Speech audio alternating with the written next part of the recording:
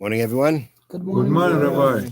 We're learning Mishnah Pesachim, Perek Gimel, Chapter 3, Mishnah Ches, Mishnah 8.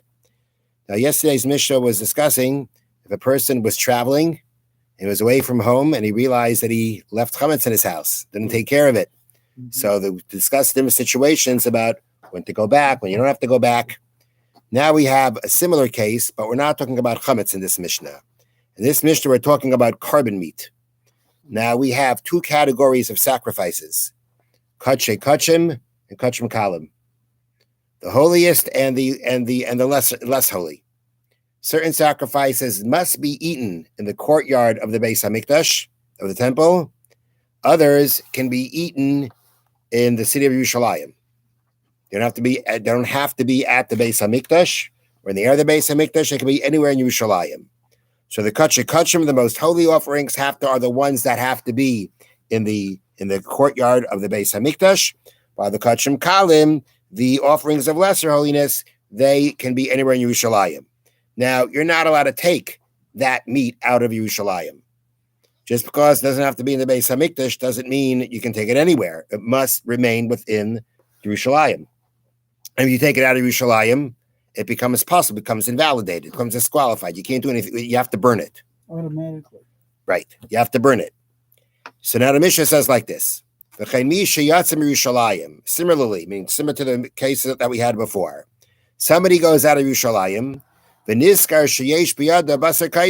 and he realizes, he's got holy meat with him. You know, he's got for some reason, he stuck it in his pocket. And he realizes that he has it with him as he has now exited Yerushalayim. Now, the halacha is that he's taken out of Yerushalayim, he's got to burn it. So we say like this, but where does he have to burn it? Does he need to take it back to Yerushalayim, or can he burn it where it is? So im avar tzofim, if you have passed a village called Tzofim, and this village of Tzofim was the farthest point outside of Yerushalayim from which the Beis Hamikdash could be seen. That was the furthest point outside of Yerushalayim you can see the Beis Hamikdash from.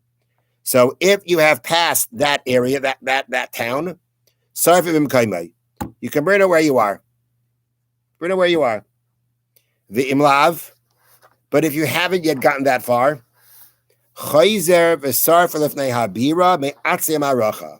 you return, which really means you must return, and you may burn it in front of the bira. The bira literally translates, a bira is like a tower. We'll explain to you what that means. You burn it in front of the bira, from the wood of the arrangement of the Beis Hamikdash, of the mizbech, of the altar wood. Now, that means like this. You got to go back to Yerushalayim. And really, once you go back to Yerushalayim, you can burn it anywhere in Yerushalayim. And when you burn it anywhere in Yerushalayim, you got to burn it from your wood. But let's say you were a visitor to Yerushalayim when this all happened. So when you go back to Yerushalayim, you don't have any wood.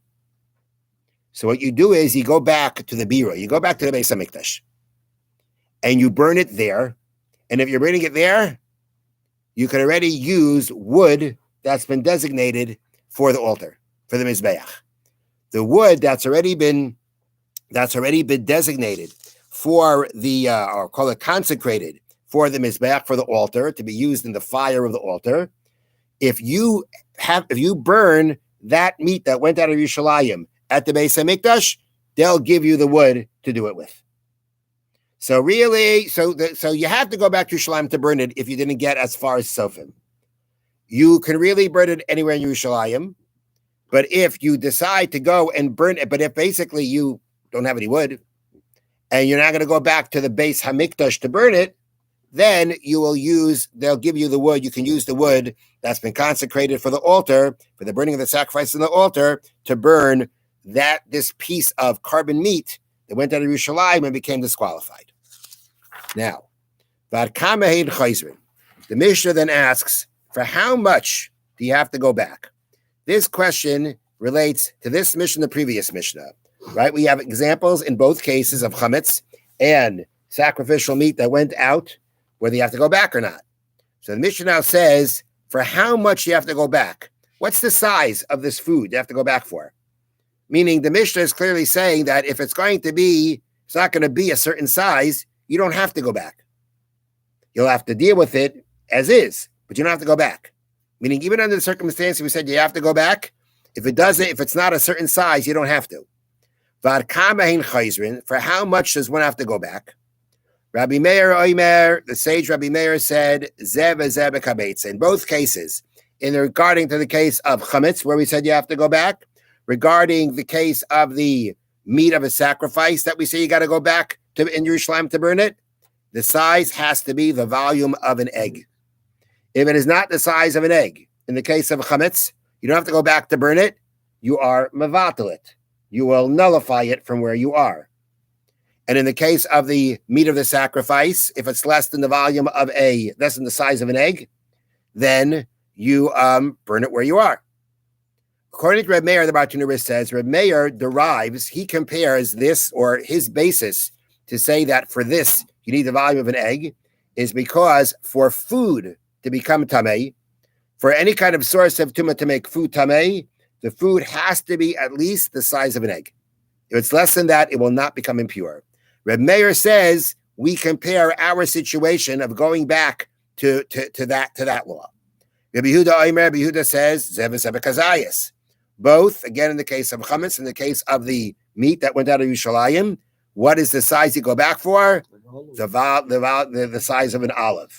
According to Rabbi Yehuda, we say the same way the size of an olive is all the liabilities of chametz, right? And all the liabilities of this meat that went out of Yerushalayim, all the liabilities for it are when they're the size of a kazayas, right? If you eat a kazayas, if you eat chametz the size of a kazayas, you've transgressed eating chametz. You can be chayiv kares for that. So being that the size regarding the prohibitions, whether it be chametz or whether it be taking out the meat of the sacrifice, for that prohibition, you need the volume of an olive. So that's also the volume that we say you go back for. The Chachamim say, B'sar Kodesh B'kazayas. When we talk about the sacrificial meat, the meat of a sacrifice, you go back for the size of an olive.